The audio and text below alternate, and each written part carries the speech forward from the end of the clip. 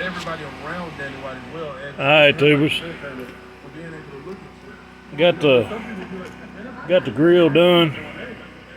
I'm gonna give y'all a final look at it, you don't need to go out and have people fill out and questionnaires and things like that. You just go there, okay. show y'all what I'm gonna do next here. Exactly like that. And the other thing too about all of that, Kinda, That's what I'm saying, yeah. ain't sure what I want to do today. I mean, I changed my oil in my truck and finished the grill off. So, such a nice day, don't really feel good, so trying to pick my projects kind of light. I'm just glad to get this one done. I'll let y'all see it. It's awful bright out here. I don't know how this is gonna turn out, but yeah, I fired it up last night. I had some old charcoal that done got a little moisture to it, so I throwed the starting fluid to it and lit it and tried to set the paint up on this thing a little bit.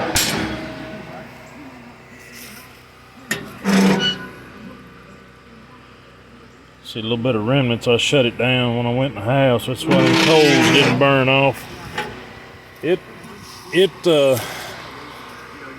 it don't turn out to be a good smoker, then it's gonna be a hell of a grill. I still need to drill me a hole in this, put me a pin and a spring in there. Keep a little bit of tension on that. And as you see, I went away from that wire grate we built. I just broke down, bought some material. I had to put some angle on it in different places, and I bought flat 1/2 by 1/2 inch flat bar to make my frame out of. And it warped it up real bad, so I had to throw that angle on there to try to straighten it back out. And of course, I'm about 4 inches shy of being to the edges, but that's okay. I mean, this is 30 inches long. I mean, that's one really big set of ribs, or a couple of smaller ones. I'm happy with it. Anyway, when I fired it up last night, I had both my gates open, my draft and my chimney, and before I noticed, this thing was up to 700 degrees.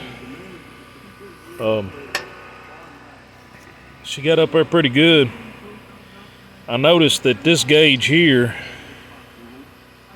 I mean, they're all reading right, but this gauge here between 100 and 300, this gauge here would copy it up to 300 degrees. And then after 300, this one would burn, this right here would get to about 75 degrees less than what my burn box was, up to about 500, and then it started kicking back, 100 or so.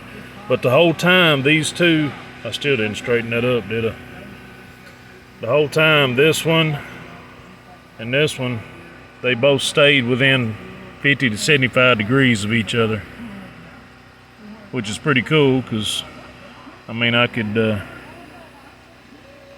when I'm smoking, I could run around 250 on this side of my box, and then I'll have a good 200 on this side of the box. So, put my final coat on my top yesterday too. I'd let it sit for a while and then sanded it off because it had a bunch of bubbles that come up in it, and damned if they didn't do it again. So that's gonna be final finish. It's just I'm sure I'm gonna knock them bubbles off when I start throwing plates and food with trays and stuff on there.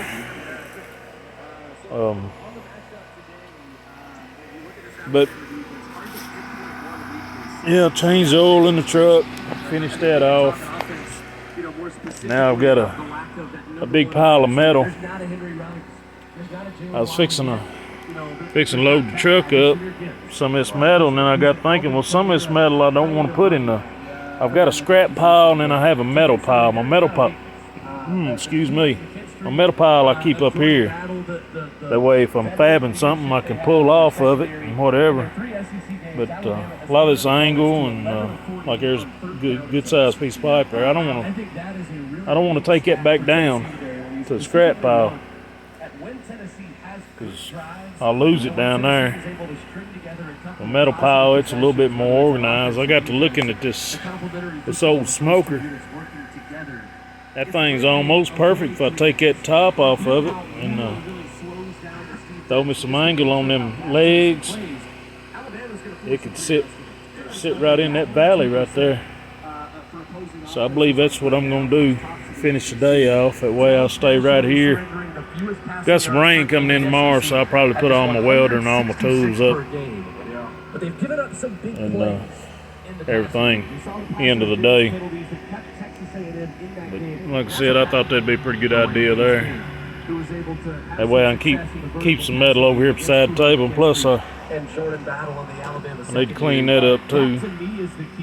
My small chunks that I don't want to keep, I just throw them down there. So that right there would be good to catch all it. I could throw one of them refrigerator racks down on the bottom, hold all that. But anyway, that's where I'm at, tubers. I was gonna get some bologna this morning, but like I said, I wasn't feeling good. I ain't up to chasing stuff down. I went to get some oil for the truck, and seems like we're having shipping shortages again. I couldn't find any. I usually use Motorcraft. That's usually what I use, Motorcraft synthetic blend. Nobody has it. Not in the 520 or 530. So I usually buy it at Walmart because that's the cheapest. About the cheapest you're gonna get it. You go to Parts House, you're gonna pay, $10, $15 more for it. But ended up going to O'Reilly's because I needed a brake switch for old Blue over there. It was on my mind, so I figured I'd just go to O'Reilly's. They didn't have any 820S filters, Motorcraft filters, so I went ahead and put my wicks on it, which is, it's a good filter anyway. It's just Motorcraft's a little cheaper and it's almost as good.